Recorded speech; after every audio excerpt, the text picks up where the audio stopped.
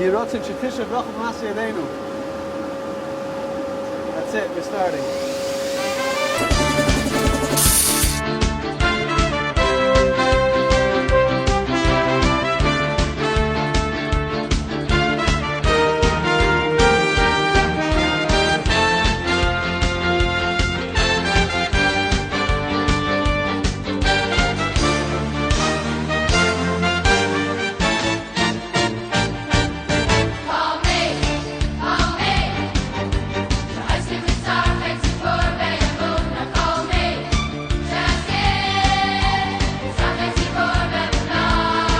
Eventually, I met up with Mr. Alstadter, who's the owner of the farm where Birkas Rivka today is located.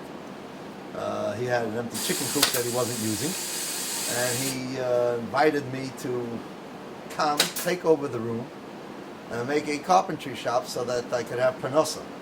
3/4 of a year later, the Abishter gave us an idea to make a chesed organization where we can train Yingalite, help Yingalite that need parnasa, that they should have a way of somebody opening the door and getting started, give them self-confidence, get up and go out and support your family. And on the other hand, to building beds and closets which are donated to poor families, where the children actually sleep on the floor, don't have where to put away the clothing. One thing is, we've had many students coming through the doors here. Some for a short time, some for a long time. Some of them coming from a learning background, feel like they need to do something. They don't know what they want to do, so they come in here. They check it out a little bit.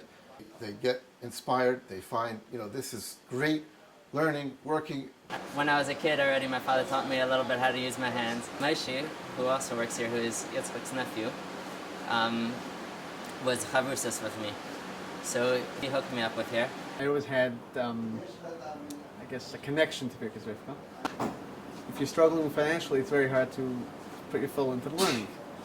So if this helps you financially and it gives you doors, opportunities for the future. A person who is good with his hands would be beneficial for him to be able to come to a place where he doesn't have to give up all his values and he could still sit and learn half a day. He can use his hands, he can learn different skills. And then eventually he can build himself a parnasa b'ezras Hashem.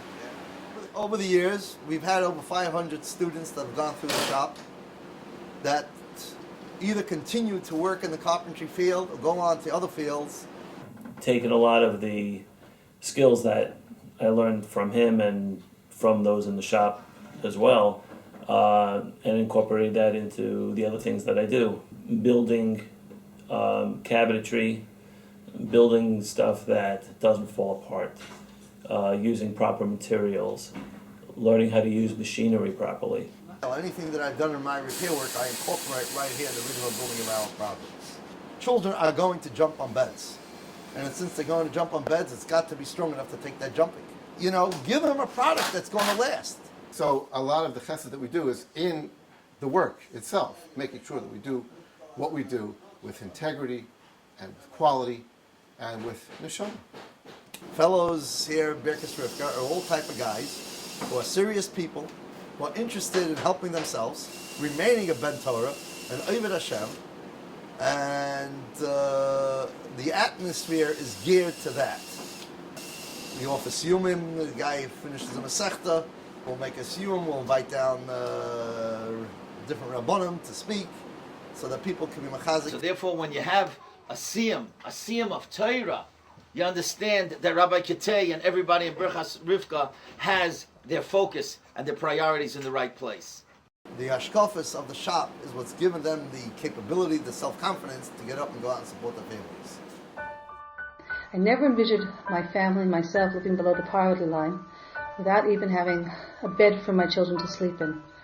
One day I had this wonderful knock on my door, and there was Mr. Kitay, and all his workers were dignified and respectful, and they helped turn my house around. I've been in many of the houses, and I can attest to their situation. Some have basically nothing to sleep on for the children. We're talking about people that are completely impoverished. The fact that we're able to give poor families closets, beds. I asked the customers to have us in mind in their tefillas, that we should have siyata d'shmaya, what we're building for them. I asked the workers to come into the shop and say, Hirotzen shetisha bracha b'masa yadeinu. Hashem, put a bracha. So it becomes a whole different product because you're putting your heart into what you're giving them. And everybody's davening that it should work out. And it becomes a whole lesson. It becomes a whole lesson. It's important to support an organization like this. You're more than just supporting the families. You're helping people like me to be able to learn a trade, to be able to, support their families. I think just a big schus to be able to be a donor. I think you have to be zeicha. It doesn't just count me out to be able to support whether it's these people in Eretz Yisrael that are benefiting, or the people that want to stay here and be part-time learning, part-time working, supporting their families. It's really a wonderful twofold organization. וזהו, אני חושב שהמקום הזה הוא ממש מקום רק של חסד ורק של צדוקה. The Gabbai Tzedakah sent me into a family in Kiryat Sefer, although this happens in many families. And when you walk in, the whole entire family surrounds you. And it's an exciting part for everybody, because this doesn't happen, once a lifetime or something like that. And I went there for pull-out beds for a family with 10 children, Kanai Nahara. And I'm showing them some pictures of what the beds can look like, and we're discussing where we can put them. And all the little children come in the room too. And then one of the little children say to me, when are you going to deliver the beds? And talking about, it takes some time to get material and make it, so we're talking after Sukkot. And then the child doesn't hear the answer. And when are you going to deliver the beds? And I said, well, before we deliver the beds, there's certain conditions that we have to have so we know that everything's going to work out just right. And part of the conditions is that whoever's going to sleep in this bed, when they go to sleep at night, they have to say Kriya Shema Lamita, have in mind that they're going to sleep to have koyach to serve Hashem in the morning. In the morning they get up, and the first thing is Maidani, and then Negel Vasa. And if you're prepared for that condition, then we can make these beds and we can deliver it. And you should see the shine in every child's eyes because they understood what we were saying and they knew that they could live up to the condition. I mean, if it's someone who's supporting a niyam, if he's going to be in Eretz Yisrael, go take a look at the shop, see what goes on there, see the machinery they have, and see how they operate. It really fills our hearts to be able to come into their homes and give them what they need. It really does. It really does. It's an amazing thing, amazing feeling. And anyone who's going to be a part of that, I would say the zchus is tremendous.